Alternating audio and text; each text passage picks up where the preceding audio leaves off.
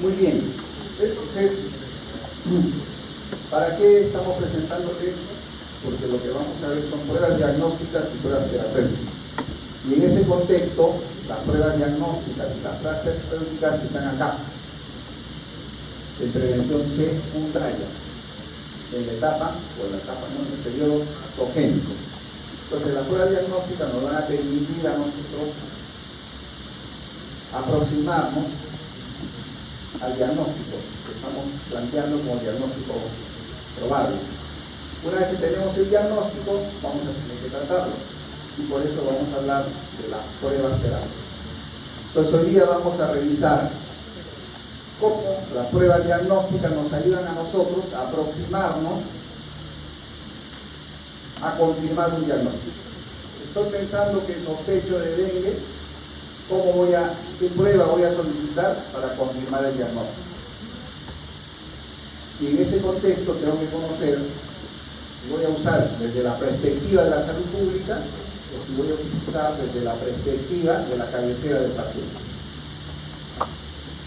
Dicho de otra manera, ¿cómo voy a usar cuando yo esté atendiendo a mi paciente y qué características de la prueba me van a servir a mí para interpretar un resultado de un análisis, de una prueba diagnóstica cuando estoy atendiendo a mi paciente? O no, cuando yo quiero aplicar desde la perspectiva de la salud pública una prueba para hacer la detección precoz, ¿qué características de la prueba diagnóstica debo conocer?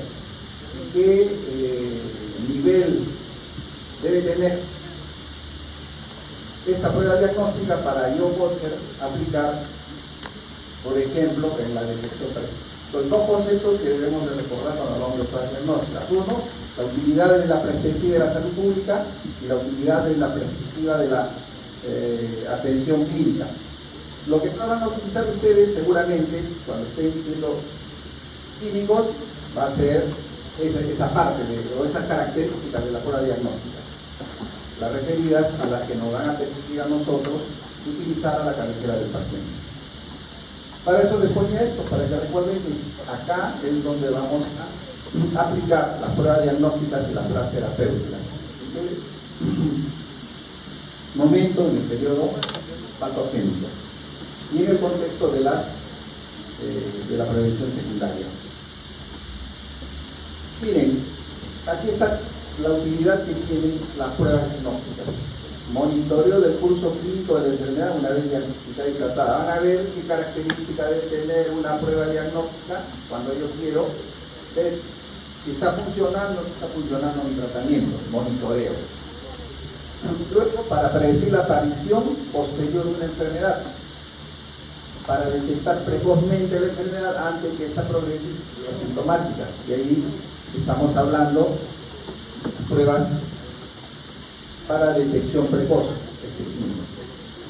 Establecer la presencia o ausencia de enfermedad en los individuos enfermos sintomáticos para refinar el proceso diagnóstico. Refinar el proceso diagnóstico es lo que quieren decir. Sospecho que se trata de dengue, quiero confirmar, entonces tengo que usar pruebas diagnósticas. Con eso refino el proceso diagnóstico.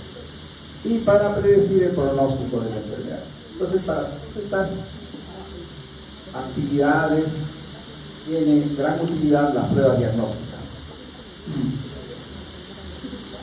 Esto también es importante que recordemos, ¿no? Historia natural de la enfermedad, hay un inicio etiológico, luego hay el inicio de la enfermedad. Cuando hablamos del inicio diagnóstico, del inicio etiológico, hablamos de pruebas diagnósticas predictivas. Pruebas diagnósticas predictivas, que son pruebas genómicas, por ejemplo, para detectar la mutación de un determinado gen y predecir la probabilidad que tiene una persona de desarrollar una enfermedad determinada. De acuerdo a eso vamos a hacer tratamiento oportuno, ¿no? Ejemplo, la artista Angelina Jolie tiene antecedente o genética de cáncer de mama.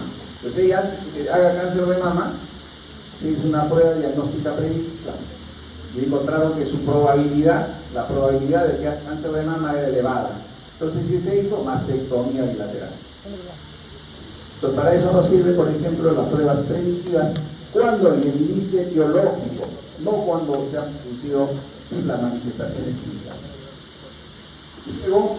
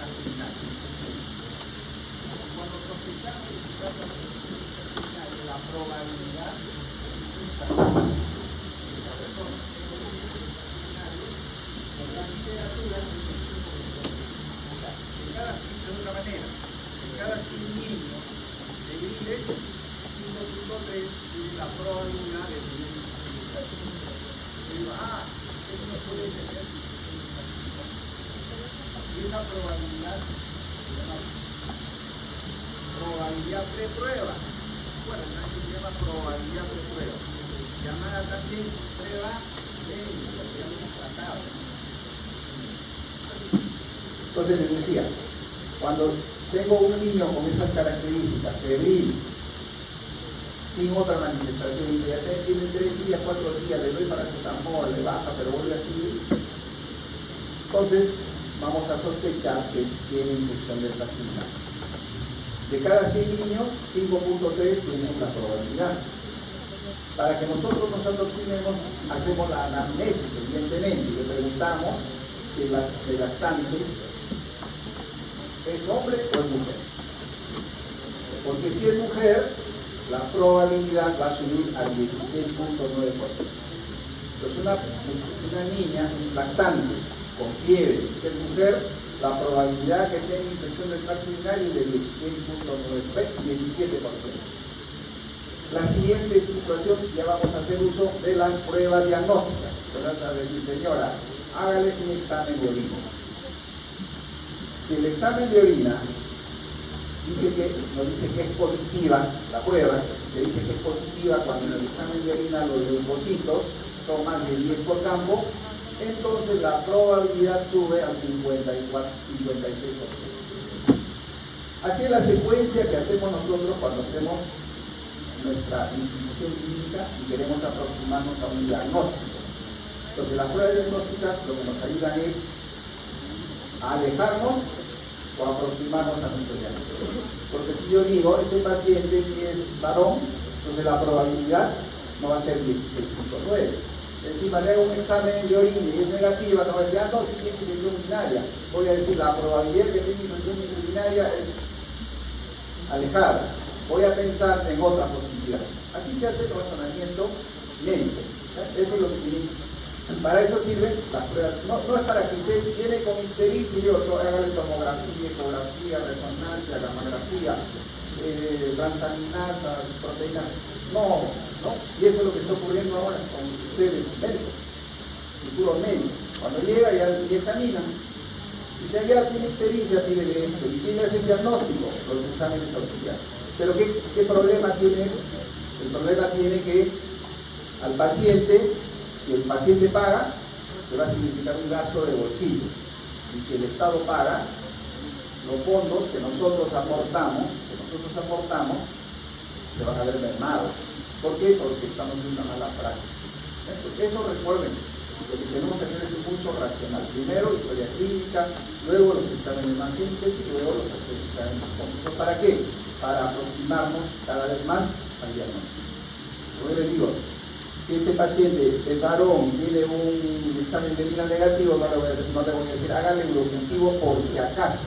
De repente tiene infección urinaria. Y ya ustedes tienen un tema que también te lo van a cuestionar los mismos pacientes, los mismos familiares de los pacientes. Entonces, pero doctor, si no tiene, usted me está pidiendo esto para que me ¿ya? Entonces, tengan en cuenta estos aspectos.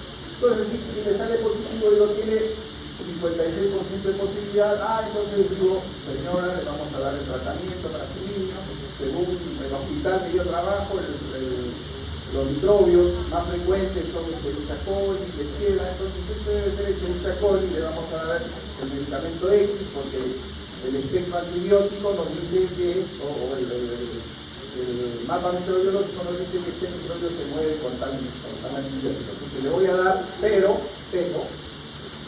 le voy a decir que se haga un examen de cultivo. Y ahí aterrizamos con el concepto de lo que es prueba de oro.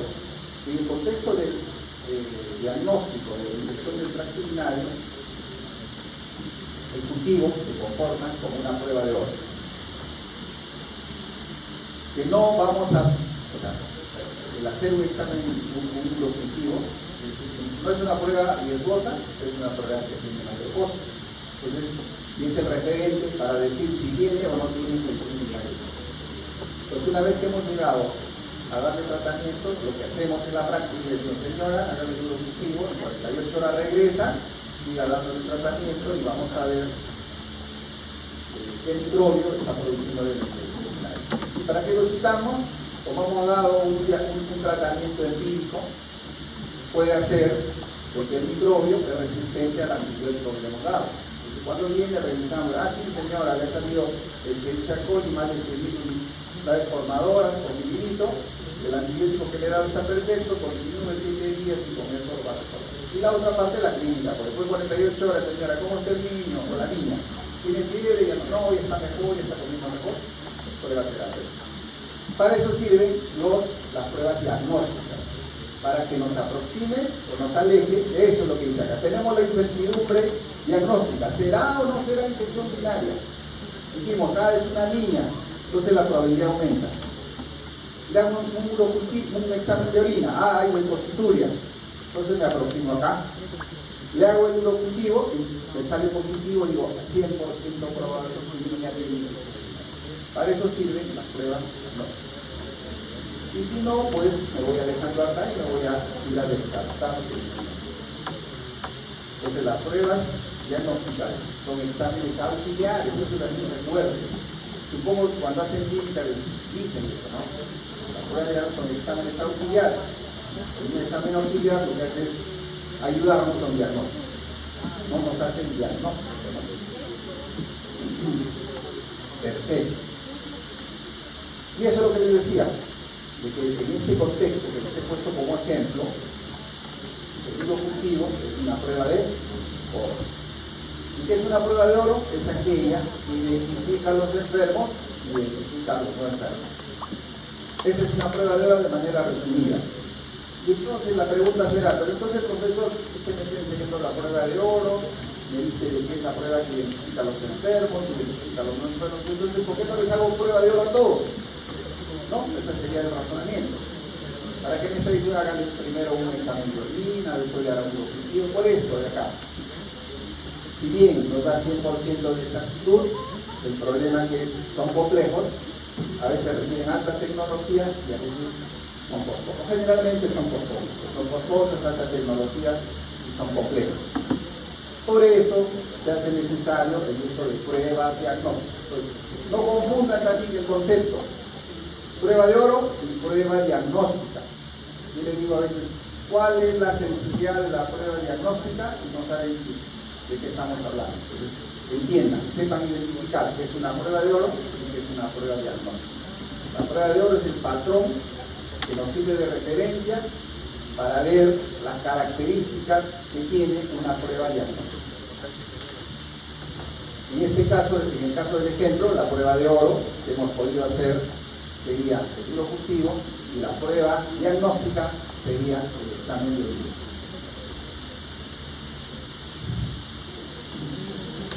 En ese contexto hay que recordar esto, porque ya la semana pasada hablamos de validez, ¿no? Validez de la medición, ¿cierto?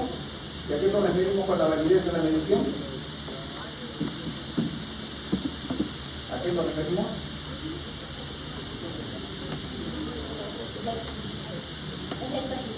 Es la exactitud. Todos han entendido, ya no les voy a explicar, ¿no? Es la exactitud de la prueba. Perfecto. Entonces, claro, pues es la exactitud de la prueba. Pues acá nos están hablando de la exactitud de la prueba diagnóstica.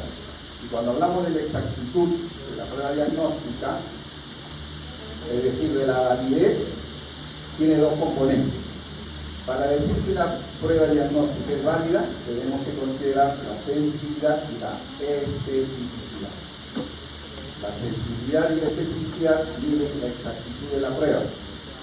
Y como dice ahí, teniendo como referencia una prueba de oro. Entonces yo digo, ¿cuál es la exactitud de la prueba diagnóstica? Tengo que determinar la sensibilidad y la especificidad de la prueba diagnóstica. ¿Con respecto a qué? A un patrón de oro. Otro elemento importante que deben tener en cuenta es que la sensibilidad y la especificidad son características intrínsecas a la prueba. ¿Qué significa eso? Que la sensibilidad y la especificidad no se modifican con nada. A diferencia de los valores predictivos que van a ver ustedes que sí se modifican por la probabilidad pre-prueba. Que la sensibilidad es la proporción del detectado por la prueba de todos los realmente enfermos. Dicho de otra manera, la sensibilidad son los verdaderos positivos. Mide la exactitud para identificar la presencia del fenómeno, ¿no? Mide la exactitud, miren, ¿no? La validez para identificar los enfermos. En cambio, la especificidad es la proporción de sanos detectados por la prueba de todo lo realmente sano. Es decir, estos son los falsos, los verdaderos negativos, la especificidad, verdaderos negativos. Por eso dice ahí, mide la exactitud para descartar la presencia del fenómeno, mide la exactitud para descartar la enfermedad. Entonces, acá les he puesto una imagen en relación a la sensibilidad. Dice, la sensibilidad, la probabilidad que la prueba tiene, que la prueba resulte positiva si el paciente tiene la condición o la enfermedad. Esto de acá han revisado en estadística también ustedes, han hecho la probabilidad condicional, ¿cierto? Eso han hecho, la probabilidad condicional. Pero la sensibilidad es la probabilidad de tener la prueba positiva dado que se tiene la enfermedad, ¿cierto? Esa es la sensibilidad. Esto también es importante que recuerden, que pruebas con alta sensibilidad tienen poco falso negativo. Pruebas con alta sensibilidad tienen poco falso negativo. Y de ahí ya vamos deduciendo que las pruebas con alta sensibilidad nos permiten a nosotros utilizar como pruebas para descartar una enfermedad. Dicho de otra manera, si yo tengo una prueba cuya sensibilidad es del 95% o del 99% y el resultado es negativo, entonces esta persona no tiene la enfermedad. ¿Por qué? Porque la alta sensibilidad está relacionada con poco falso negativo. ¿Cierto? ¿Está bien? ¿Entienden? En cambio, la sensibilidad es la probabilidad que la prueba resulte negativa si el paciente no tiene la enfermedad. Entonces, la sensibilidad es la probabilidad de tener la prueba negativa dado que no se tiene la enfermedad. ¿Cierto?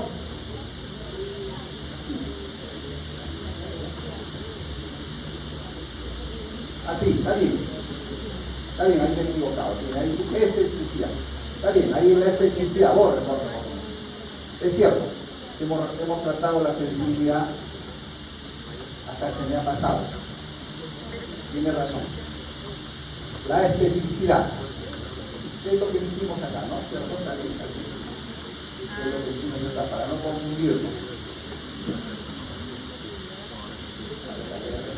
Para no confundirnos acá. Es lo que dijimos. La especificidad, ¿cierto? La proporción de sanos detectados por la prueba para todos los realmente sanos. Acá, corren ahí, especificidad. Es la probabilidad que la prueba resulte negativa si el paciente no tiene la enfermedad. O dicho de otra manera, es la probabilidad de tener la prueba negativa, dado que no se tiene la enfermedad. Probabilidad condicional.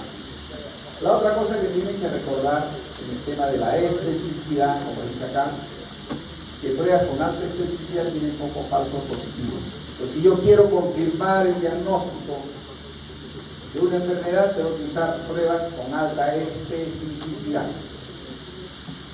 Si yo quiero confirmar el diagnóstico, voy a usar pruebas con alta especificidad. ¿Por qué? Porque si tiene alta especificidad, poco van a ser los falsos positivos. Y si me sale positivo, la probabilidad que tenga la enfermedad va a ser alta. ¿Cierto? Si tiene 99% de especificidad, tendrá 1% de falsos positivos. Si le sale positivo, esta persona que tuvo la prueba positiva tendrá solo un 1% de probabilidad de ser falso positivo. Y un 99% de tener la enfermedad. ¿Cierto? ¿Se entiende? ¿Cómo calcular la sensibilidad y especificidad? Primero seleccionamos la prueba de oro para identificar individuos enfermos y sanos. Luego seleccionamos un grupo de pacientes que según la prueba de oro tienen una enfermedad y otros que no tienen. Usamos la prueba de evaluación para clasificar los individuos como positivos y negativos. Y finalmente calculamos esta tablita de los pocos. Entonces lo primero que tienen que identificar es la prueba de oro. Y la prueba de oro nos va a identificar quiénes tienen la enfermedad y quiénes no tienen la enfermedad. Y la prueba diagnóstica nos va a identificar a los verdaderos positivos, a los falsos positivos, a los falsos negativos y a los verdaderos positivos. Y vamos a construir esta tablita. Entonces tenemos A, que son los verdaderos positivos, B, los falsos positivos, C, los falsos negativos y D, los verdaderos negativos. Los enfermos, A más C, los sanos de más C y la población total será N. Los que tienen la prueba positiva serán A más B y los que tienen la prueba negativa C más B. Entonces, cuando ustedes quieren calcular la sensibilidad, van a calcular de manera vertical, identificando a los verdaderos positivos entre el total de los enfermos. Y si queremos calcular la especificidad, vamos a identificar a los verdaderos negativos entre todos los que no tienen la enfermedad.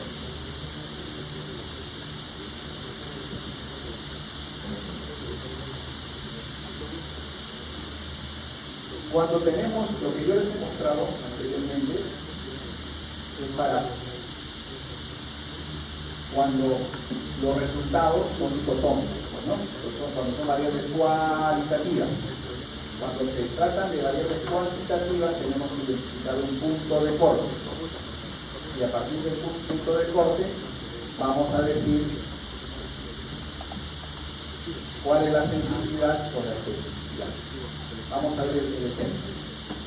En esto lo que les quiero decir es que si yo aumento el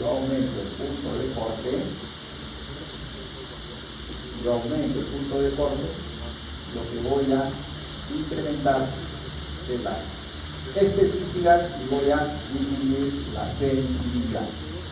Si aumento el punto de corte, ¿a qué me refiero? Diabético es aquel que tiene 120 de glucosa. Si yo digo, no, va a ser 140, porque voy a aumentar la especificidad y voy a bajar la sensibilidad.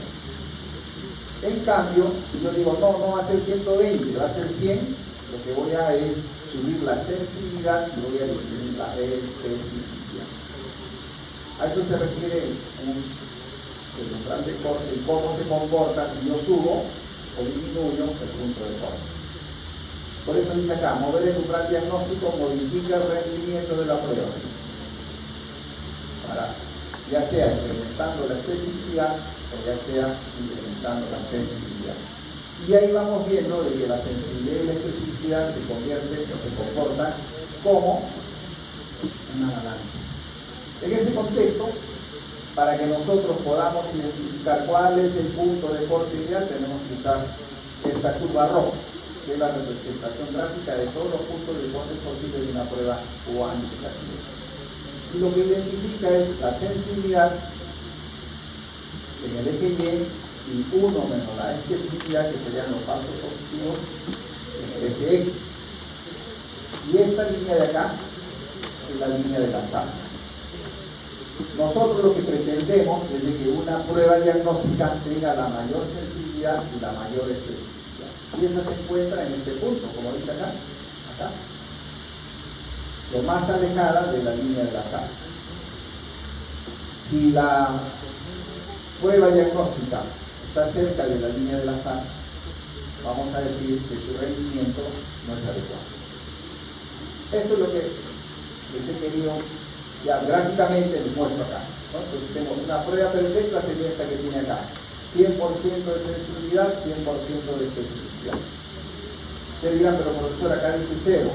El complemento de la 1 menos especificidad, que es los verdaderos negativos, es decir, la sensibilidad, ¿cierto? Es una prueba perfecta, es aquella que tiene 100% de sensibilidad y 100% de especificidad. Pero las pruebas no se comportan así. Las pruebas diagnósticas, en la medida que aumenta la sensibilidad, va a ir disminuyendo la especificidad. O si sube la especificidad, va a ir disminuyendo la sensibilidad. Yo les decía, esta es la línea de discriminación o la línea del azar. Dice, una prueba es mejor si está por encima de la línea del azar, y es peor, es decir, no discrimina si está por debajo del 50%. Y por eso usamos los intervalos de confianza. Si el intervalo de confianza de una medida de la sensibilidad o la especificidad incluye a 50%, decimos que la prueba no discrimina de manera adecuada.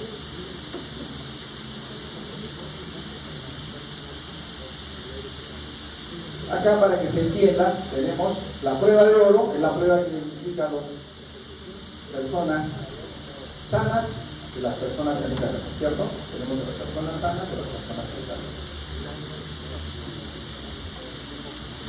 Lo que estamos viendo acá es ya la aplicación de una prueba diagnóstica. En esta prueba diagnóstica, lo que les he mencionado, este es el punto de corte, y acá vamos a tener a los sanos y a los enfermos. Acá vamos a tener a los falsos positivos y acá vamos a tener a los falsos negativos. Si acá tenemos el punto de corte, y este punto de corte vayamos hacia el lado derecho, ¿qué va a pasar? ¿Qué va a aumentar? ¿Qué va a aumentar? La especificidad y va a disminuir la sensibilidad. En cambio, si movemos hacia el lado izquierdo, ¿qué va a ocurrir? La inversa, ¿no? ¿Qué va a aumentar? La sensibilidad y va a disminuir la especificidad. Y con ello van a variar los valores predictivos positivos y los valores predictivos negativos. Acá ya, para que ustedes calculen, a ver, acá calculen, van a calcular en esta casita con tranquilidad la sensibilidad, la especificidad, los falsos negativos y los falsos positivos, cuando el punto de corte para determinar que una persona es diabética es de 120 miligramos de glicemia. Cada puntito, ya vimos, ¿no? La prueba de oro identificó a todos estos que eran sanos y a todos estos que eran enfermos.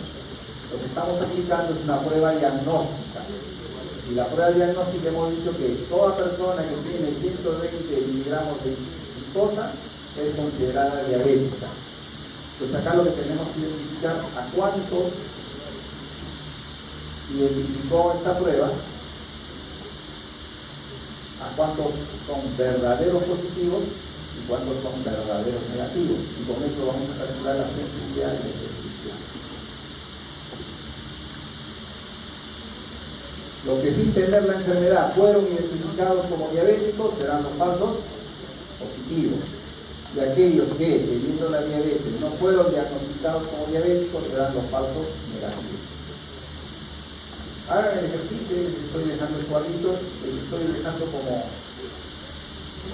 dato de que estos son 50 y estos son 50. Entonces lo que tienen que hacer es completar este cuadrito y calcular la sensibilidad, la especificidad, los falsos negativos y los falsos positivos. Si corremos el punto de corte a 125, ya dijimos, ¿qué va a pasar? Va a aumentar la sensibilidad, ¿cierto? Aumenta la sensibilidad. Disminuye la especificidad. No, aumenta la especificidad, disminuye la sensibilidad. ¿Está bien? Miren, no se olviden. Aumenta la especificidad, disminuye la sensibilidad y yo elevo el punto de corte. En cambio, si disminuye el punto de corte, aumenta la sensibilidad y disminuye la especificidad. Este ejercicio que yo les estoy poniendo, les pido por favor que pongan los números, ¿ah? Yo no sé lo que les digo. Pongan cuánto es la sensibilidad, cuánto es la especificidad, cuántos son los falsos negativos, con este punto de corte. Luego también con este punto de corte, y luego con este punto de corte. Y con eso no se olvidarán nunca. Lo que les planteemos en el examen lo podrán resolver. Esto es lo que yo les decía, que no hay una relación directa entre la sensibilidad y la especificidad. Si la sensibilidad sube, la especificidad va a bajar. Si la especificidad sube, la sensibilidad va a bajar. Ya les dijimos también, existen programas de cómputo que permiten determinar, cuando son variables cuantitativas, existen programas de cómputo que permiten determinar los puntos de corte con la mejor combinación de estas características. Esa famosa curva ROC, esa nos va a permitir a nosotros identificar la prueba con la mejor sensibilidad y con la mejor especificidad. Entonces vamos a decir, el punto de corte para diabetes es 120. ¿Por qué? Porque tiene una sensibilidad del 90 y una especificidad del 85%. ¿Cómo se obtiene eso? A través de estos programas de computación, donde vamos testeando en qué nivel se consigue la mejor sensibilidad y la mejor especificidad.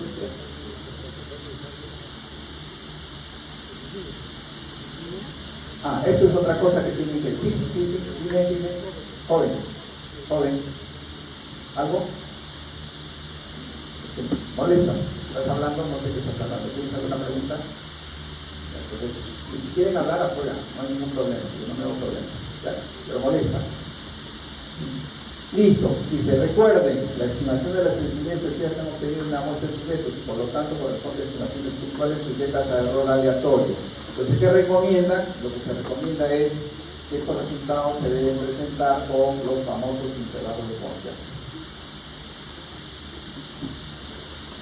A ver, dice, se estudiaron 690 sujetos, con la prueba con el cultivo 440 fueron positivos y 250 negativos, ¿no?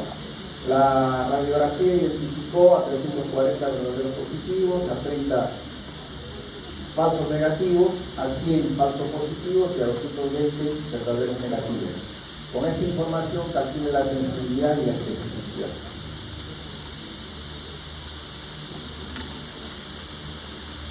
No podemos solamente calcular la sensibilidad y la especificidad. Comprueben si el resultado de este ejercicio, calculen la sensibilidad y la especificidad. Y miren, cuando yo les dejo esta tareita, yo les digo, hagan por favor, no lo dejen así, ¿no? Si yo les doy la tarea es para que aprendan. ¿Qué es lo que yo les estoy dando acá? Es esto de acá, para que comprueben, sí me salió eso, pues, eso puede. La sensibilidad de ese ejercicio es 77.27 y 88%. ¿Qué significa una sensibilidad de 77.27%? Que de cada 100 personas con la enfermedad, 77.27 tienen la prueba positiva. ¿Qué significa 88% de especificidad? De 100 personas sin la enfermedad, 88 tienen la prueba negativa. O sea, estos son los verdaderos positivos y estos son los verdaderos negativos. Decíamos, como esto es a partir de una muestra, lo que se quiere es el intervalo de confianza. Acá les he puesto, también lo han hecho, seguramente, cuando han hecho estadística. El intervalo de confianza para la sensibilidad, el intervalo de confianza para la especificidad. Se los muestro así, para que recuerden, en el examen no les voy a preguntar eso, ¿ya? Tranquilo, no les voy a decir, calcule usted el intervalo de confianza, la sensibilidad y el intervalo de confianza. No, porque no es examen de estadística, es examen de epidemiología. ¿Qué les voy a decir? Que interprete usted este resultado. ¿Qué significa 77.27 con su intervalo de confianza de esto? Y le voy a poner la posibilidad. Entonces, no se angustien en que yo les voy a poner o pierdan el tiempo tratando de memorizar la fórmula. No. Lo único que les pido es de que sepan interpretar. Entonces, vemos acá de que este intervalo de confianza no incluye a 0 a 50%. Por lo tanto, decimos de que esta prueba discrimina, identifica adecuadamente a los que tienen la enfermedad y de igual manera esta discrimina, identifica adecuadamente a los que no tienen la enfermedad. ¿Cuál de ellas discrimina mejor? ¿La sensibilidad o la especificidad? ¿Cuál? La especificidad. ¿Por qué? Porque está más alejado del 50%. ¿Cierto? Listo. La otra utilidad que nos da el intervalo de confianza es para hablar de la precisión de la medición. ¿Cuál de las mediciones es más precisa? ¿La sensibilidad o la especificidad?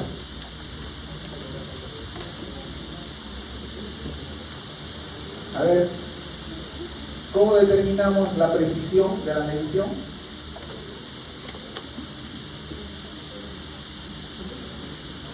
¿Se entendieron o nada? ¿Algo? ¿Qué tal? ¿Se entendieron? ¿Cuál es más preciso? ¿Qué resultado es más preciso? Lo han hecho en estadística.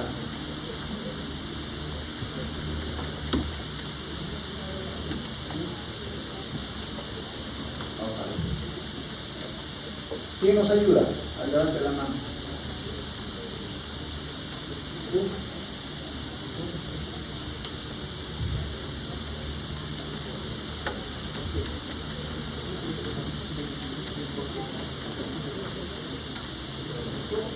¿Cómo concluiste que es la especificidad? ¿Cuál fue tu lógica para determinar que era la expresión? ¿Qué? Más se acerca al porcentaje.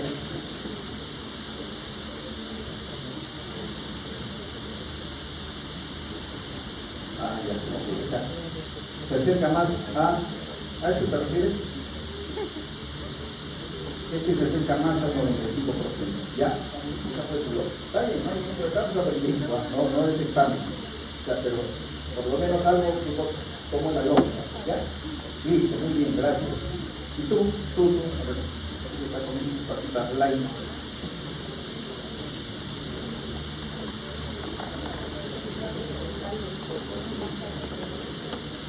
¿Cuál entonces sería más la especificación? Ya, bien, ¿cómo se determina que una medición es más precisa que otra? ¿Ya? ¿Qué cosas tenemos que ver en el intervalo de confianza? ¿Cuál está más estrecho? ¿Cuál? La sensibilidad es más estrecha. Entonces, para que no se olviden, la precisión, miren, estamos diciendo, la precisión, esto que nos mide los verdaderos positivos y esto nos la especificidad los verdaderos negativos. Quiero saber cuál de las dos mediciones es más precisa. Para eso tengo que ver el intervalo de confianza. ¿Qué operación matemática compleja tengo que hacer? Tengo que restar 80.94 menos 73.13 y ¿cuánto me sale? 91.46 menos 83.39. El que es más corta, la diferencia más corta es de la más precisa. Entonces no hay nada, y esto lo han hecho en estadística. Entonces, revisen, porque esto sí les voy a preguntar en el examen, no la fórmula, pero sí les voy a preguntar que interpreten información epidemiológica. Bien, entonces hemos acabado con el tema de la sensibilidad, la especificidad. Hemos dicho, para resumir, la sensibilidad y la especificidad son intrínsecas a la prueba, es decir, que no se modifican con nada. A diferencia de lo que vamos a ver ahora. Ahora vamos a hablar del valor predictivo positivo y del valor predictivo negativo. El valor predictivo positivo y el valor predictivo negativo, al igual que la sensibilidad y la especificidad, son probabilidades condicionales. La sensibilidad, dijimos, es la probabilidad de tener la prueba positiva dado que se tiene la enfermedad. El valor predictivo positivo es la inversa. Es la probabilidad de tener la enfermedad dado que se tiene la prueba positiva. ¿Cómo se interpreta eso a la cabecera del paciente? Dice, el paciente, si tiene la prueba positiva, ¿cuál es la probabilidad de que tenga la enfermedad? Eso me dice el valor predictivo positivo. Por eso les decía, esa característica de la prueba diagnóstica les va a servir a ustedes a la cabecera del paciente. Hicieron el tacto rectal para ver si tiene sospecha de cáncer de próstata y le salió positivo. Entonces ustedes van a decir cuál es la sensibilidad. A la cabecera del paciente lo que van a pedir es el valor predictivo positivo. Porque el valor predictivo positivo lo que nos hace es decir, si esta persona que ha tenido la prueba positiva, cuál es la probabilidad de que tenga el cáncer de próstata. Si el valor predictivo positivo es del 90%, vamos a decir, esta persona que tiene la prueba de tacto rectal positivo tiene un 90% de probabilidades de que tenga cáncer de próstata. Por eso se dice de que esto se usa a la cabecera del paciente. Dijimos, la especificidad es la probabilidad de tener la prueba negativa dado que no se tiene la enfermedad. El valor predictivo negativo es la inversa, es la probabilidad de no tener la enfermedad dado que la prueba es negativa. ¿Cómo se interpreta? Si esta persona tuvo la prueba negativa, ¿cuál es la probabilidad de que no tenga, la prueba negativa, cuál es la probabilidad de que no tenga la enfermedad? Entonces el valor predictivo del tacto rectal es del 90%, se hizo el tacto rectal negativo, la probabilidad de que usted no tenga cáncer de próstata es del 90%. Y aquí hay un datito que les he puesto, que hemos revisado esto. Les decía, la sensibilidad y la especificidad son intrínsecas a la prueba, es decir, no se modifica con nada. En cambio, los valores predictivos se modifican con la prevalencia. No se olviden eso. Llamada también probabilidad pre-prueba. Se modifica con la prevalencia.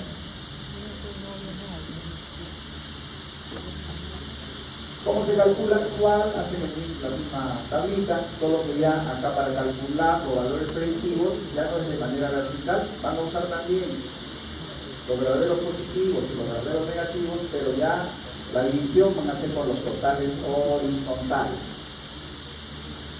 Pues van a dividir los verdaderos positivos entre el total de los positivos, los verdaderos negativos entre el total de los negativos, a diferencia de la sensibilidad donde dividiríamos los verdaderos positivos entre todos los enfermos, los verdaderos negativos entre todos los enfermos, ¿cierto? Ya lo que les he mencionado, cómo se interpreta los valores predictivos, qué probabilidad tiene el paciente de sufrir la enfermedad y el resultado de la prueba es positivo. Eso nos dice los valores, el valor predictivo positivo. El valor predictivo negativo nos dice, si el resultado de la prueba es negativa, qué probabilidad tiene el paciente de no sufrir la enfermedad. Pero ahí tengamos cuidado, como les digo, con el tema de la prevalencia, que va a ser diferente. Los valores predictivos se van a modificar con la prevalencia. Acá tenemos un ejemplo donde hemos calculado los valores predictivos, positivos y negativos. Entonces, si nos salió el valor predictivo positivo para esta prueba diagnóstica y uno sobre sensibilidad que es de 32.1%, dividimos. Si el resultado es positivo, la probabilidad que tenga infección respiratoria por un microbio es de 32%. Valor predictivo negativo, si el resultado es negativo, la probabilidad que no tenga la enfermedad es de 74%. Entonces ya vamos viendo para qué nos va a servir una prueba diagnóstica a la cabecera del paciente, dependiendo de sus valores predictivos. Esto es lo que les quería decir, de que los valores predictivos dependen de la prevalencia. Va a ser diferente. ¿Y esto por qué? Les voy a poner un ejemplo. Dice, para graficar el tema de la sensibilidad y la especificidad. Ahora en Semana Santa, seguro alguno de ustedes les gusta pescar.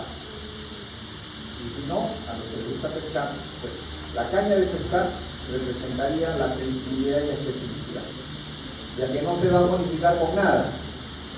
En cambio, la cantidad de peces que yo pueda pescar va a depender de la prevalencia. Por ejemplo, si yo con caña de pescar me voy a un lago donde hay un pez, la probabilidad de que pesque va a ser mínima, porque la prevalencia es baja.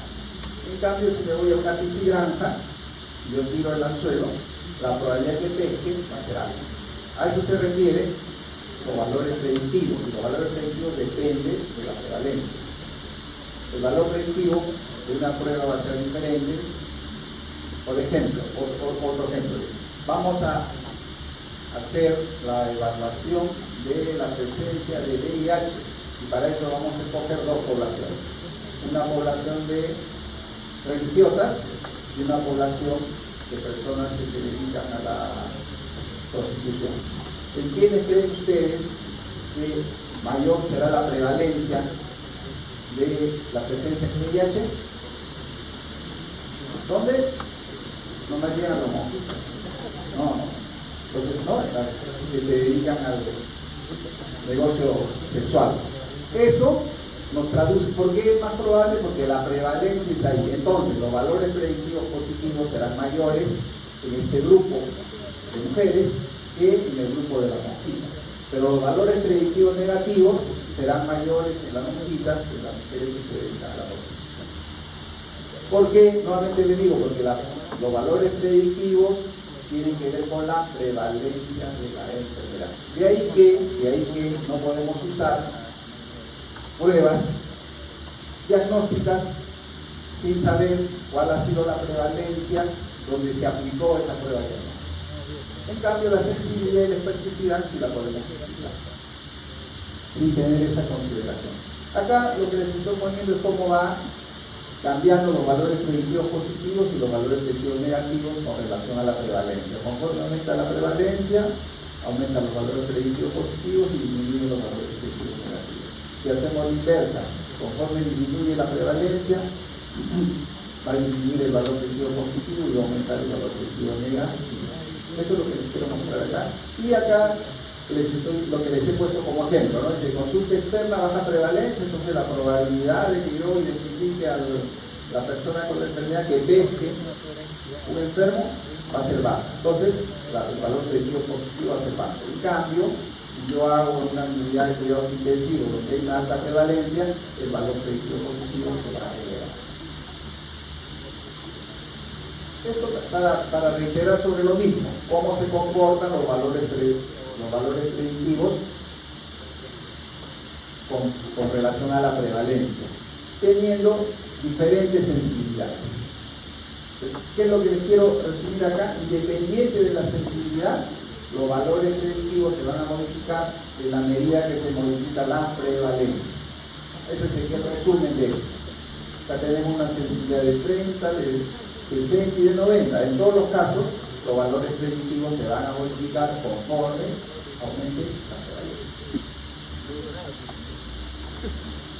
Propiedades de la sensibilidad y especificidad para repetir intrínseca a la prueba no depende de la probabilidad preprueba. La sensibilidad considera la validez de la prueba de los enfermos y la especificidad de los sanos, ¿no? Es decir, la exactitud entre los enfermos y la especificidad, la exactitud entre los sanos. Los valores predictivos tienen utilidad post-prueba. Validez limitada porque depende de la probabilidad preprueba. Cuando la probabilidad preprueba del es baja, el valor predictivo positivo es bajo. Lo resumo. Estas son las propiedades. Acá para que calculen cuál es el valor predictivo positivo y cuál es el valor predictivo negativo, hacemos el mismo análisis.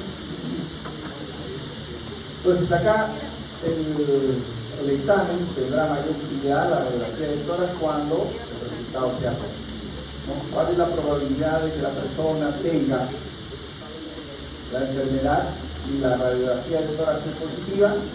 Esa respuesta la da el valor predictivo positivo. Entonces, si una persona tiene la radiografía de tórax positiva, la probabilidad de que tenga la enfermedad es de 91.89%. Con ese intervalo de confianza. Como nos molesta la prevalencia, entonces, ¿cómo hacemos para usar una prueba a la cabecera del paciente? Entonces tenemos que usar un indicador donde nos dé la pauta. Si la prueba nos va a servir para utilizar en la parte práctica clínica, pero que este indicador no incluya la prevalencia. Y ese indicador se llama el likelihood ratio, la razón de longitud, la razón de probabilidad o el cociente de probabilidad. Todos los sinónimos. Y como yo ya les he dicho, como los valores predictivos se modifican con la prevalencia y los estudios se hacen en pacientes de hospitales referenciales, no se puede asumir que el rendimiento de la prueba sea igual en otras poblaciones. Lo que les hemos dicho, ¿no? Yo hice el cuidados intensivos, no lo puedo aplicar en un área que no sea de cuidados intensivos. ¿Por qué? Porque los valores predictivos se modifican con la prevalencia. Entonces, para salvar esa situación, calculamos esta razón de los individuos, que como dice ahí, no es influenciada por la prevalencia de la enfermedad. Y por lo tanto, esta razón de los individuos es una medida de exactitud que se requiere para interpretar los resultados del paciente inicial. Entonces, la razón de los individuos positiva, o positiva y negativa, está referida a lo siguiente. El LR positivo nos dice cuánto más probable es obtener un test positivo en un paciente enfermo frente a uno no sano. O sea, dicho de una manera, ¿cuál es la razón de obtener un resultado positivo en una persona que tiene la enfermedad con respecto a un falso positivo? Eso nos dice el subratio positivo. En cambio, el negativo, ¿cuánto más probable es obtener un test negativo en un paciente enfermo, falso negativo, con respecto a un verdadero negativo? Eso nos dice esta razón de probabilidad. Ahí está, por eso ven, verdaderos positivos entre los falsos positivos. ¿Qué nos dice este punto mágico? El valor mayor a 10 indica que la prueba tiene una probabilidad. Y la razón de probabilidad negativa, dijimos, por los falsos negativos entre los verdaderos negativos. La razón, ¿no? De los falsos negativos entre los verdaderos. Evidentemente, esa razón tiene que ser lo menos posible. Y se dice que debe ser inferior a 0.1. Y esto indica un alto valor diagnóstico. Cuando la prueba es negativa. Acá está el ejemplo. 340 sobre 440 ya desarrolla y obtiene el resultado sobre lo mismo. Acá les pongo este ejemplo de la biopsia con aguja fina, por aspiración con aguja fina, que es biopsia por aspiración con aguja fina, y tiene un RP de 11.63 y un RP negativo de 0.08. ¿Qué podríamos concluir con respecto a esta prueba diagnóstica? ¿Se podrá ser utilizada en el contexto clínico independientemente de la prevalencia? Sí, ¿por qué? Porque tiene un RP mayor de 10 y un RP negativo menor de 0.1, ¿cierto? Hay pruebas que pueden tener un RP positivo mayor de 10, pero un RP negativo de 2. Entonces, ¿qué significa eso? Que la prueba podemos utilizarla solo cuando el resultado es positivo. Aquí está lo que yo les decía, un RP de 11.63 significa que es 11.63 veces más probable que la prueba sea normal en los enfermos que en los sanos. Que sea anormal en los enfermos que en los sanos. Verdaderos positivos sobre los falsos positivos.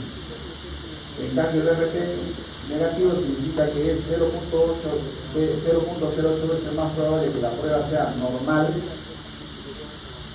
en los enfermos, falso negativo, que en los sanos, de los verdaderos negativos. ¿Está bien?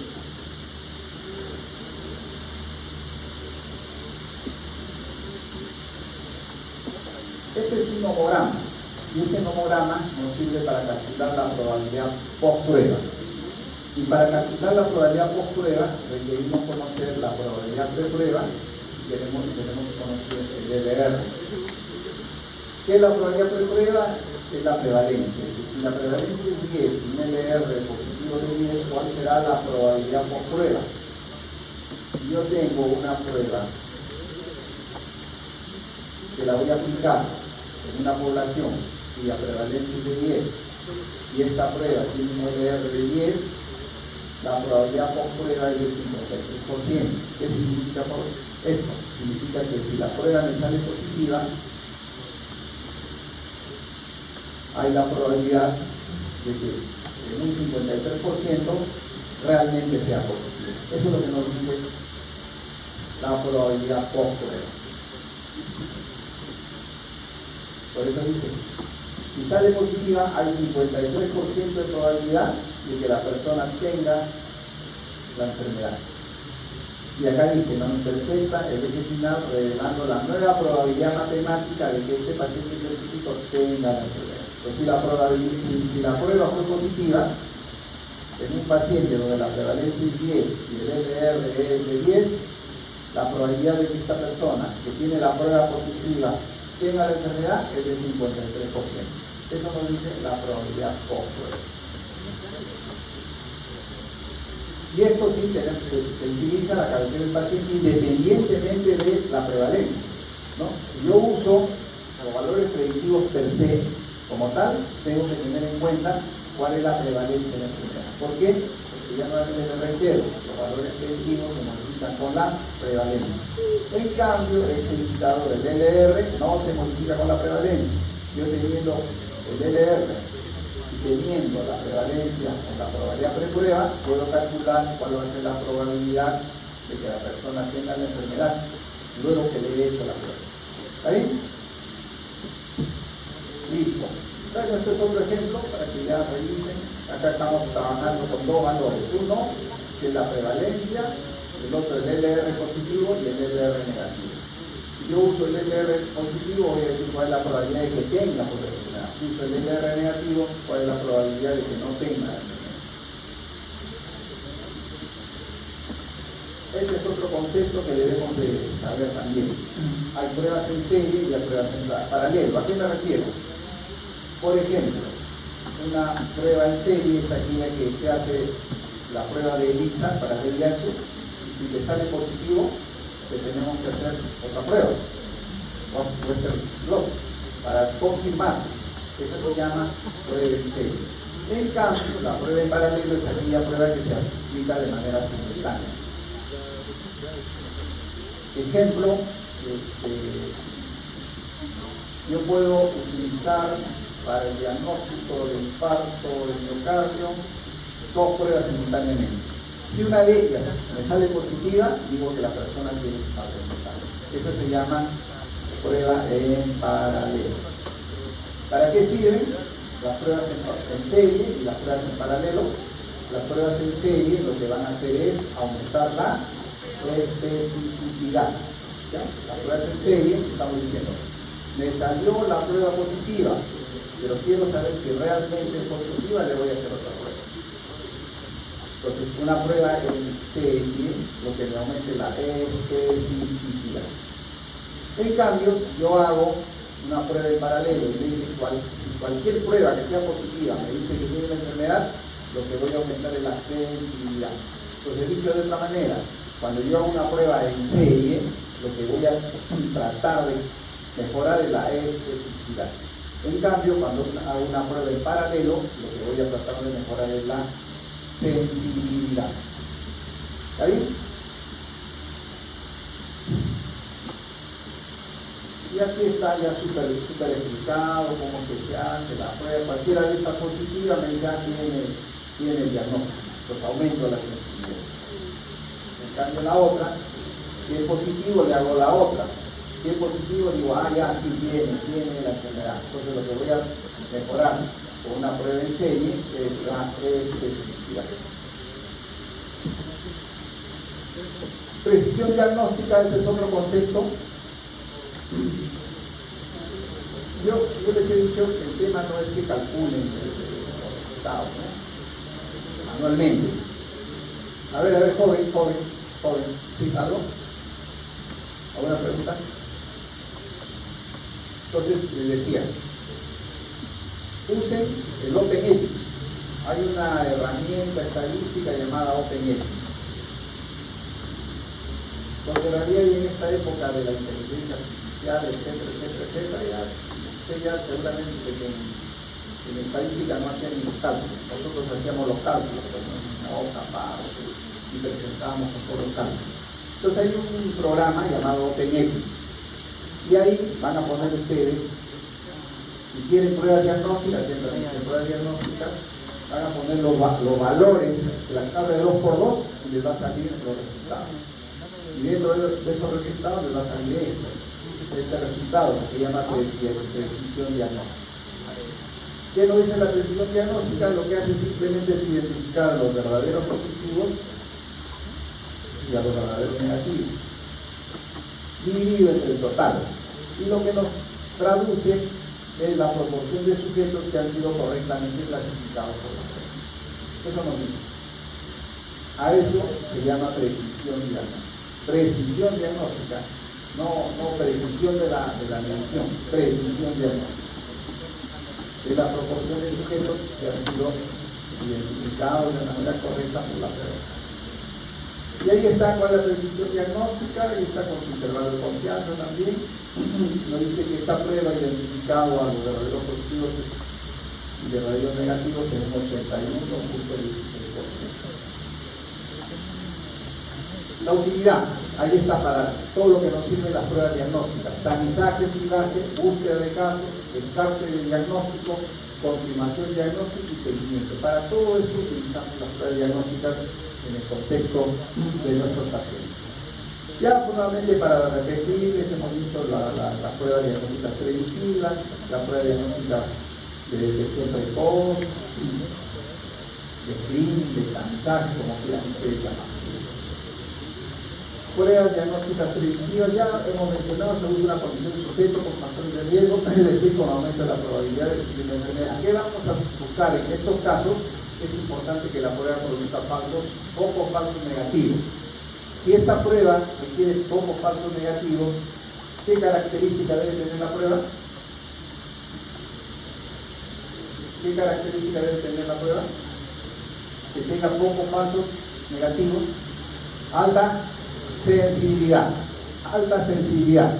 Porque lo que queremos es que tengan pocos falsos negativos. Entonces, cuando yo quiero hacer una prueba predictiva, no se le voy a ocurrir utilizar una prueba con alto valor predictivo positivo. No, lo que queremos es una prueba con alta sensibilidad. Y ahí están los ejemplos que creo que ya les mencioné, ¿no? Un ejemplo. Dice, si está presente esa mujer portadora sana, predice entre 60 y 80% de desarrollo interior de cáncer de seno hereditario. Pruebas diagnósticas de detección precoz.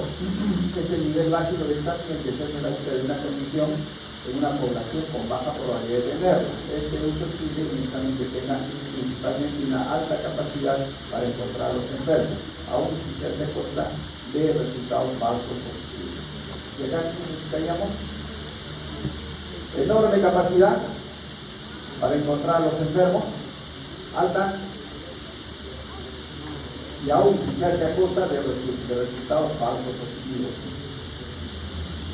¿Qué requerimos? O sea, ya, ¿qué vamos a hacer? Dice, hay un número elevado de falsos positivos, entonces, ¿qué necesitamos? Pruebas altamente específicas, ¿no? Altamente específicas. Descarte de diagnóstico. La menor cantidad de falsos negativos que vamos a requerir, una prueba altamente,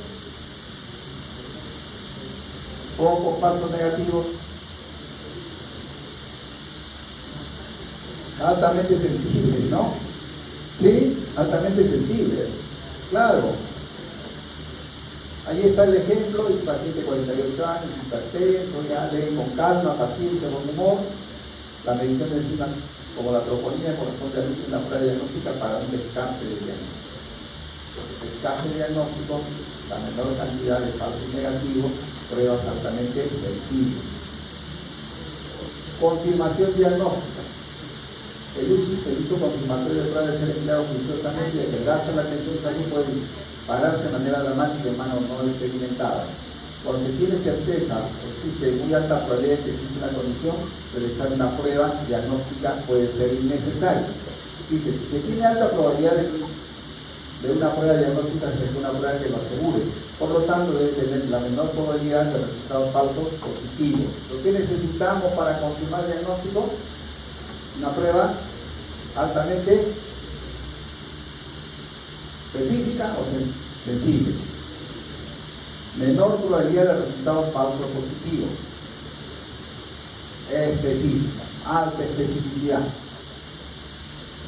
¿Por qué? Porque si yo utilizo una prueba altamente específica y me sale el resultado positivo, ¿cuál es la probabilidad de que sea falso positivo? Baja. Por eso se requiere una prueba altamente específica. Y al comienzo le dije, si ustedes quieren confirmar el diagnóstico, altamente sensible. Si ustedes quieren descartar el diagnóstico, altamente sensible. Y eso tiene que ver porque la sensibilidad se correlaciona con los falsos negativos y la especificidad con los falsos positivos. Entonces, una prueba es altamente específica, tendrá la menor cantidad de falsos positivos.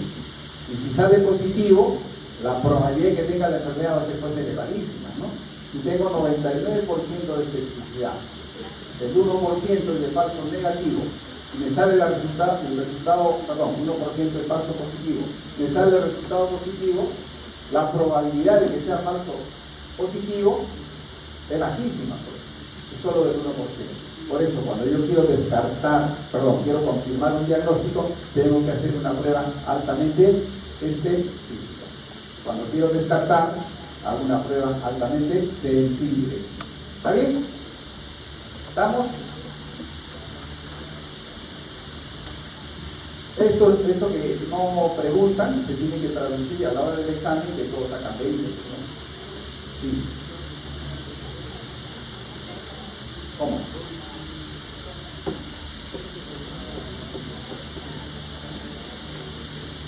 ¿Ya? ¿Y con qué se relacionan los verdaderos positivos? No, falsos negativos. La sensibilidad se correlaciona con los falsos negativos y la especificidad con los falsos positivos. Por eso, si yo quiero hacer confirmar el diagnóstico de que tiene usted la enfermedad, voy a hacer una prueba altamente específica. ¿Por qué? Porque cuando me salga el resultado positivo, la probabilidad que sea un falso positivo va a ser bajísima, ¿cierto? Entonces, si usted tiene enfermedad, a eso se refiere. Seguimiento, la prueba ya no se utiliza para asegurar de que ha desaparecido el diagnóstico. Por ejemplo, eso es lo que hacemos, ¿no? Repetición del urocultivo, luego el tratamiento de inyección urinaria, controlar la evolución del tratamiento, controlar la aparición o desarrollo de una reacción adversa, seguir la actividad de una enfermedad a nivel, por ejemplo, de los complejos de enfermedades. Diferencia entre cribado y de diagnóstico. Entonces, esto es lo que van a aplicar ustedes con mayor frecuencia. Esto de acá, cribado, lo vamos a hacer desde el contexto de la vigilancia epidemiológica o desde el contexto de la salud pública, ¿no? Por ejemplo, cuando vino COVID, se comenzó a utilizar una prueba que no tenía la utilidad para el cribado o screening. ¿Por qué? Porque la prueba que se utilizó fue una prueba serológica, que primero tenía muchos falsos negativos y por lo tanto una sensibilidad baja, ¿no? Entonces, ¿qué es lo que yo busco cuando hago cribado screening? Pruebas que tengan alta sensibilidad. ¿Y cuándo se dice que una prueba tiene una alta sensibilidad? Cuando está por encima, tiene 90 o más de sensibilidad. Entonces una prueba con 90 o más de sensibilidad va a ser útil para fines de cribado o de screening. ¿En quiénes se aplica? A los sanos aparentes, yo decía, ¿no? Grupo de población, aplicado a grupos poblacionales, requiere alta sensibilidad y tiene que tener costo bajo, porque se va a utilizar de manera masiva. En cambio, los test diagnósticos se aplican a presuntos enfermos, aplicado a individuos y debe tener alta especificidad y lamentablemente cuando usamos test diagnósticos individuales para diagnosticar el costo es alto. Entonces hay dos conceptos, el cribado o screening y el test diagnóstico. Cribado o screening ya lo dijimos, en qué momento vamos a utilizar. Sirve para el diagnóstico precoz. En la persona está asintomática, pero que todavía no está presentando manifestaciones, pero que tiene la enfermedad. Por eso dice acá, en sanos aparentes. Cambio acá no, ya tiene fiebre, dolor de cabeza, vómito, tiene una masa, está sangrando la mujer, presuntos enfermos. Aplicación individual, y esto es lo que hay que diferenciar en un screening: alta sensibilidad, ya les he dicho, alta sensibilidad 90% más, alta especificidad igual 90% más, y eso tiene que ver con el balance que les he dicho, la sensibilidad por los falsos negativos y la especificidad por los falsos positivos.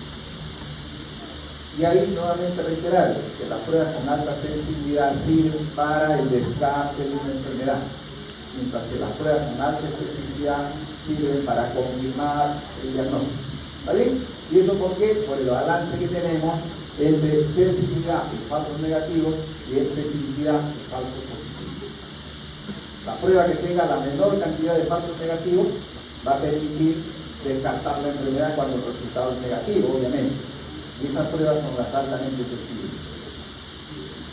Una prueba con alta especificidad va a tener pocos falsos positivos. Entonces, cuando la prueba resulte positiva en un paciente que le estamos aplicando una prueba altamente sensible, vamos a confirmar el diagnóstico. ¿Está bien? Bien, entonces, hasta ahí estamos con el tema de las pruebas diagnósticas. Pruebas diagnósticas, hay una serie de pruebas diagnósticas que van a ver ustedes. Entonces, ¿cuál es la utilidad que van a tener ustedes? Y recuerden esto cuando estén en el hospital, ¿no? Le han hecho el hemograma, le han hecho la glucosa, le han hecho PCR, qué sé yo, vayan y busquen y revisen cuál es la sensibilidad específica, no, acá me conviene el valor predictivo positivo. Con el valor predictivo positivo voy a calcular el LR.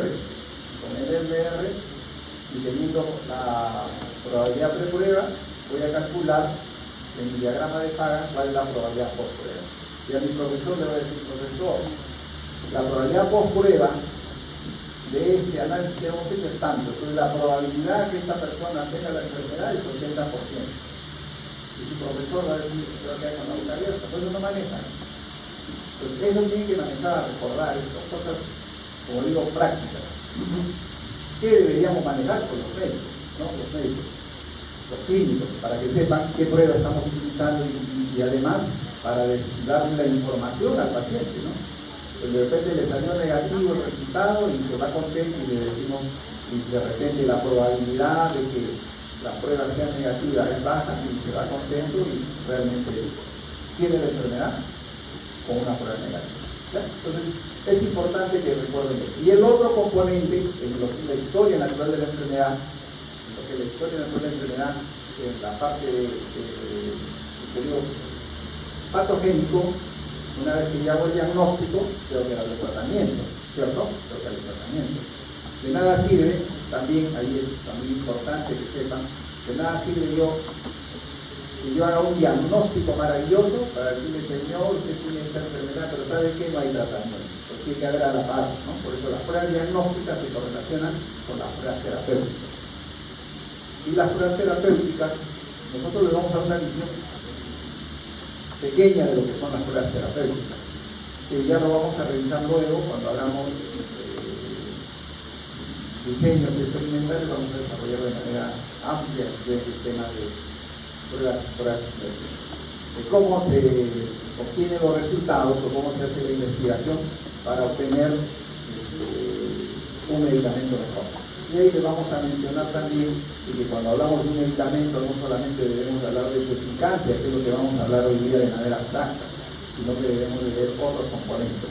Por ejemplo, la accesibilidad, ¿no? Porque yo puedo encontrar una prueba, un tratamiento súper eficaz, pero que cuesta $1 millón. No tiene sentido, ¿no? O la otra, es una prueba terapéutica que es altamente eficaz, pero que produce un montón de efectos colaterales. Dentro de ellos, el 50% se muere. No, pero tiene una eficacia terapéutica, voy a usar. No, pues el criterio médico tiene que sopesar no solamente la cifra que vamos a ver acá, sino los otros componentes. Con esa premisa vamos a empezar esto. Entonces, cuando hablamos de pruebas terapéuticas, se refiere a esto, pues, lo que yo decía, va este paciente a lo opero, lo observo. Le doy el tratamiento A o le doy el tratamiento B. ¿Qué es lo que hago? Entonces, para responder a eso, vamos a hablar de las pruebas terapéuticas. Y para que contextualicemos, yo le digo, este concepto que les voy a dar, ténganlo de manera abstracta. ¿Por qué? Porque para poder determinar la eficacia terapéutica tenemos que hacer esto de acá, que se llaman los ensayos clínicos controlados aleatorizados. Eso lo vamos a revisar de manera amplia en diseños epidemiológicos. ¿Qué es lo que quiero que recuerden hoy? Todos los cálculos que se hacen y las mediciones que se hacen, porque lo mismo vamos a aplicar cuando hablemos de ensayos clínicos controlados aleatorizados. Y que, como dice ahí, es la máxima contribución de la epidemiología a la medicina. ¿Por qué? Porque se dice que el gol estándar de los diseños epidemiológicos son los ensayos clínicos controlados aleatorizados. En ese contexto, los resultados de un estudio de un ensayo clínico aleatorizado pueden ser estadísticamente significativos y no ser clínicamente relevantes. Lo que les comenté, no de que tiene una eficacia, tiene 1, pero sí, pues es estadísticamente significativo, pero clínicamente no es relevante. ¿Por qué? Porque cuesta mucho, porque produce muchos efectos colaterales, porque hay riesgo de que se muera la persona que usa esto. Por este motivo, dice, los ensayos clínicos aleatorizados de estos estudios deben presentar unos resultados incluyendo el RRR, el RAR y el NNT. RRR es reducción relativa del riesgo. Reducción relativa del riesgo. El RA es la reducción absoluta del riesgo y el NNT es el número necesario a tratar. Así que esto está ahí en rojito, como para que no se olviden, es la forma excelente de determinar la relevancia clínica del mensaje. Dicho de otra manera, el NNT lo que nos determina es la eficacia terapéutica. Es el que más se usa, porque el RR también nos habla de eficacia terapéutica, pero el que se utiliza y el que se entiende mejor es el NNT, el número necesario a tratar. Esto también actúa en el sistema. Cuando más reducido es el NNT, el efecto de la magnitud de tratamiento es mayor. Un NNT bajito significa más eficaz desde el punto de vista terapéutico. Ustedes dirán, ¿y esto cómo me sirve? Cuando ustedes lleguen a ser internos, les van a perseguir los visitadores médicos. Les van a decir, doctorcita, doctorcito, este medicamento es mejor que este antibiótico. Pues, para que ustedes no se vuelvan simplemente los vendedores de los visitadores médicos, porque el mejor vendedor somos nosotros, ¿no? Representamos. Pero para que no sean así, sino con conocimiento, tienen que utilizar esto que les estamos enseñando. Les deberán decir al visitador médico, es mejor que este medicamento, este antibiótico es mejor que este. Ya, dígame cuál es el NNT, dígame, pues, pregúntele a ver qué le va a decir. Y si no le responde, dígame, tráeme la literatura para revisar. Y con los resultados de eficacia que encuentren ahí, van a poder calcular el NNT. Y en razón a ello dirán, sí o no. Y la otra cosa, el costo, y la otra cosa, los efectos colaterales, ¿no? Para eso les enseñamos. Dice, si no se encontrase eficacia en tratamiento, la reducción absoluta del riesgo será cero y el NNT será infinito, obviamente, ¿no? El RAR es cero, el NNT va a ser infinito. ¿Por qué? Porque el NNT es la inversa de la reducción relativa del riesgo. El NNT es 1 sobre el RAR. Si el RAR es 0, 1 entre 0, ¿qué sale? Infinito, ¿no? A eso se refiere.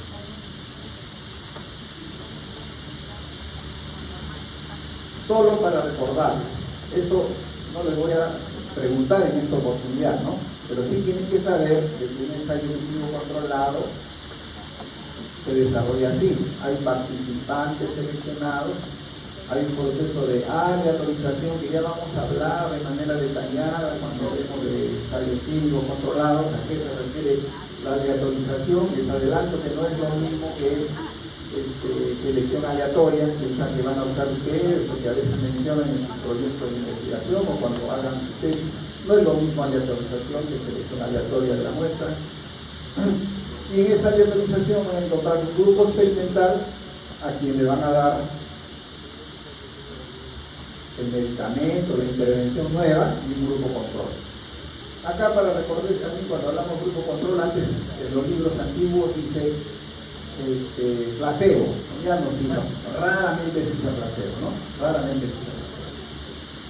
Y luego hacemos la medición en el grupo control antes de la intervención y después de la intervención. Y luego comparamos. Producto de esa comparación vamos a obtener estos resultados. Esto sí ya saben, ¿no? Incidencia en expuestos, ¿saben? Claro, sí, hemos hecho todavía. Si no, ¿saben qué es incidencia? Eso sí, ya está. Entonces lo que le vamos a añadir es acá este otro concepto que dice incidencia en expuestos. Y el otro concepto es la incidencia en los expuestos. Y a partir de estos dos vamos a calcular el RR, el RRR, el RAR y el NNT. RR, riesgo relativo. RRR, reducción relativa del riesgo. RAR, reducción absoluta del riesgo, y NNT, número necesario de tratar. ¿Cómo se calcula el RR? Es una razón, yo les dije también, hay una razón, es una relación entre un numerador y un denominador que son diferentes. Y en transparencia, al final dice, razón de incidencia, ¿no? Esa también es un ejemplo de una razón. Y acá está, el RR es una razón de incidencia. Incidencia en expuestos e incidencia en traspuestos. El RRR es 1 menos el RR por 100.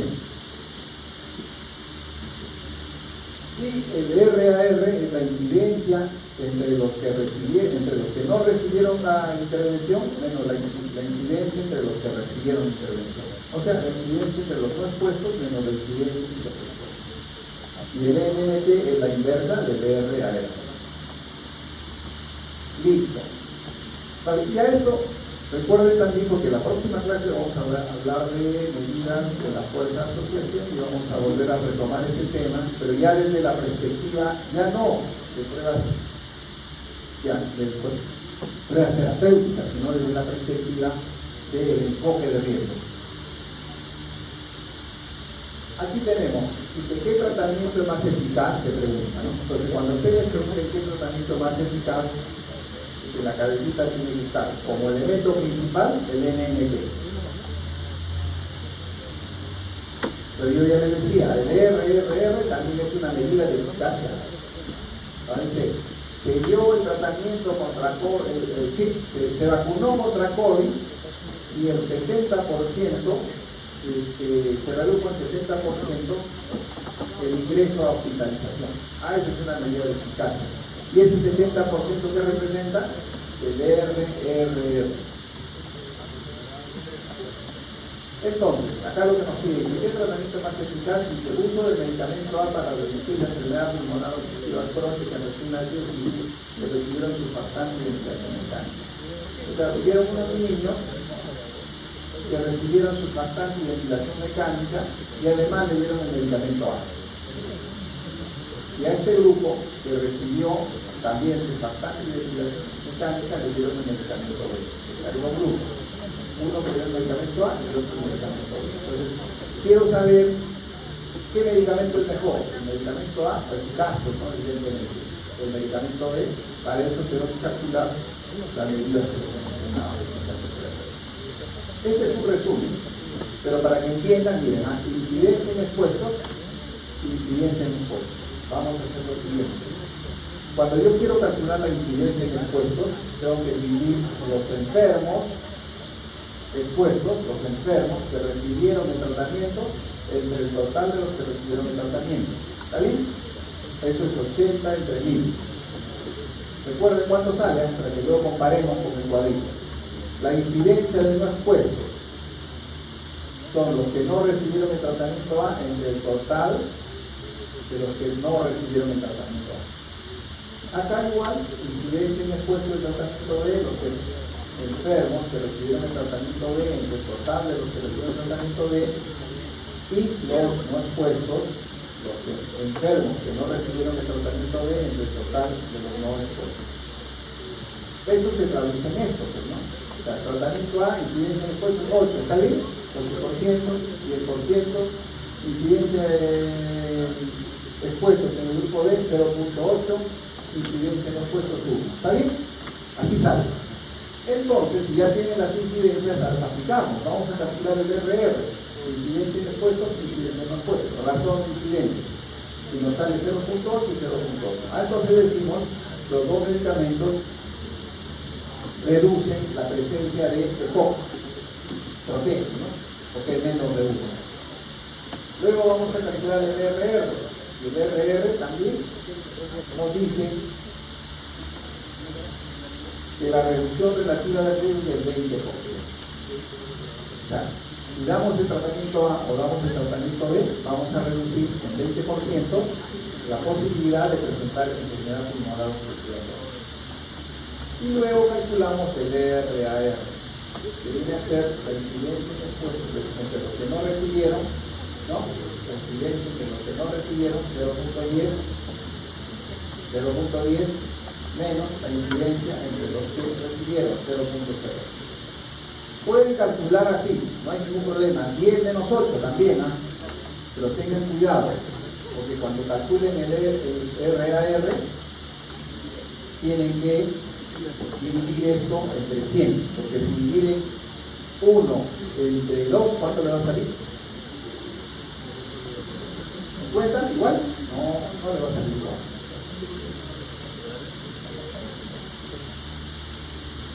0.5, eso lo tienen que multiplicar por 100. Por eso que yo ya, para que no se multiplique por 100, he sacado la cifra como tal, 0.10 0,10 menos 0,8, la inversa de esto 50. Acá 0,01 menos 0,008, la inversa de esto 500.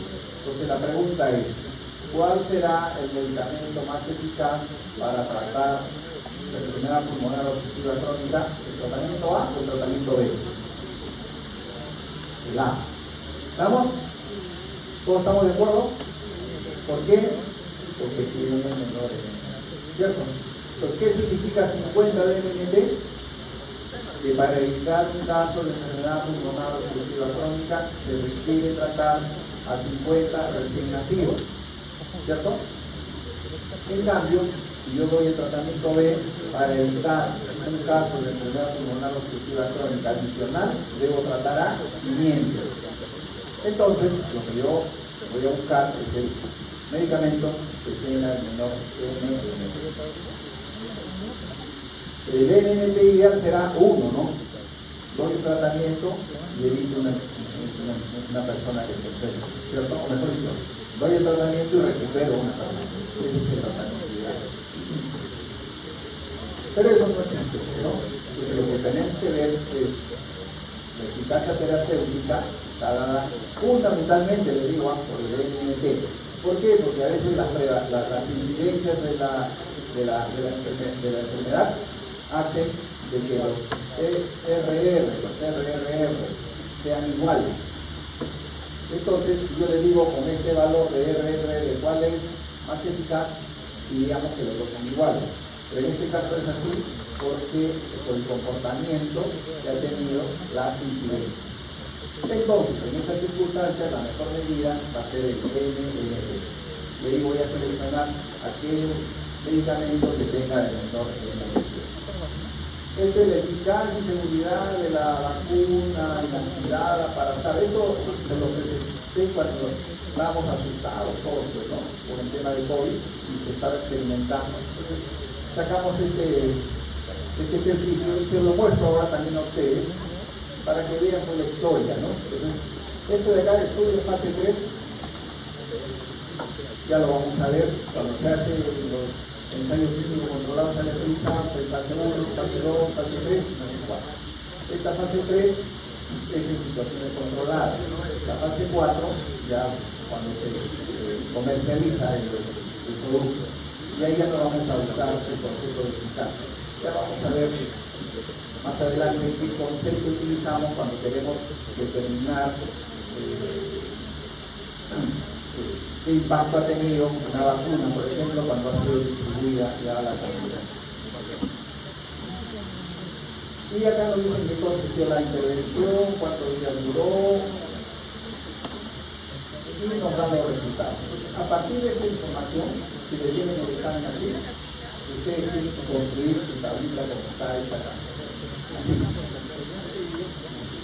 Pero lo más probable es que sí les tengan, ¿no? Cuando hay preguntas de alta complejidad, y de racismo, diremos, determine usted la eficacia terapéutica de la vacuna es 20, 50, 30, 10, 1. Así respondemos. Esas son preguntas ya de alta complejidad. Entonces, acá lo que tenemos dice la edad media, dice cuántos fueron con la vacuna, cuántos se le dio. En este caso, si utilizó placebo, te dirán, pero profesor, usted acaba de decir que no se usa placebo. Es que esta era una vacuna nueva, porque no había con qué comparar. Entonces ahí damos placebo. Pero ya ahora ahí está, entonces yo usaré esta más otra nueva. Entonces les pongo a ellos esta vacuna y a los otros la nueva vacuna. Así se tiene que hacer ahora por los principios éticos que se tienen que conservar. Y entonces nos dice la edad media para comenzar era de tantos años. Entre los participantes vacunados que tenían COVID-19 reportaron durante el seguimiento 758 tenían síntomas, 142 tenían cerebral y 6 eran críticos. En los pacientes que tenían placebo durante el seguimiento 88 que tenían síntomas, 21 tenían cerebral y 19 cerebral. Entonces, lo que queremos ver es la eficacia para la presencia de síntomas. Y lo que hacemos es, ponemos la intervención, la vacuna y el placebo, y identificamos en nuestra lectura cuántos tuvieron síntomas, cuántos no tuvieron síntomas. ¿Está bien?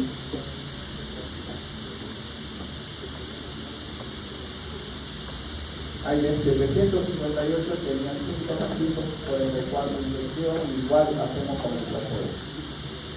Entonces, como tenemos el N, que es 1446, sabemos cuántos tuvieron síntomas, tanto los que tuvieron la vacuna y el placebo, y por diferencia sacamos los que no tienen síntomas.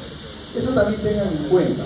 En el examen no vamos a poner los 4 valores, pero si tenían síntomas 758 los que recibieron vacuna y 12.577 no tenían síntomas. De los que recibieron el placebo, no.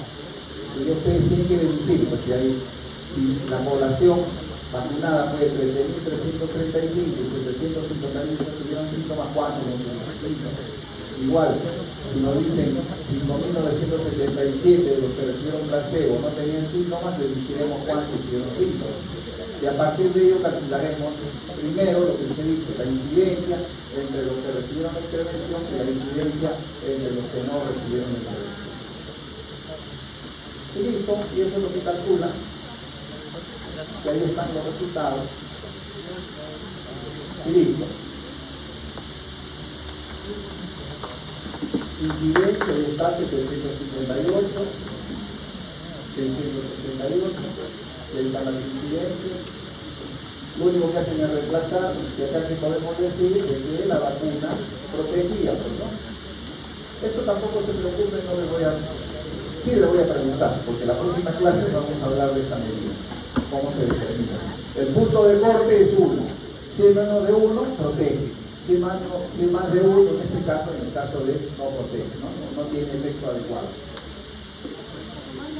Acá el RR es 45%, quiere decir que aquellos que recibieron la vacuna redujeron en 45% la posibilidad de tener síntomas con respecto a los que recibieron placebo. Ese es el RR. El RAR dice si vamos a hacer de cada 100 vacunados, 4.64 se reducirá en 4.64 personas la presencia de síntomas. Y lo que más nos ayuda, como podemos interpretar, es este NNT, 21.56. Pues aquellos que recibieron la vacuna tuvieron, ¿cómo es? Aquellos que recibieron la vacuna, nada. ¿Cómo es? El NNT,